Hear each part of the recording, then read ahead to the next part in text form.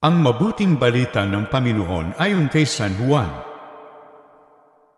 Noong panahong iyon, sinabi ni Jesus kay Nicodemo, "Walang umakyat sa langit kundi ang bumaba mula sa langit, ang Anak ng Tao."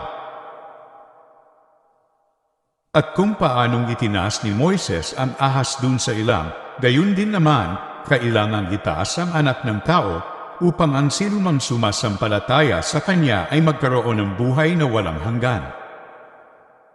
Gayon na lamang ang pag-ibig ng Diyos sa sanlibutan.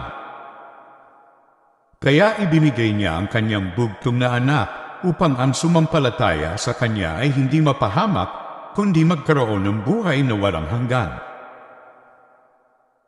Sapagkat sinugo ng Diyos ang Kanyang anak, hindi upang hatyulang ng maparusahan ang sanlibutan, kundi upang iligtas ito sa pamamagitan niya. Ang mabuting balita ng Panginoon.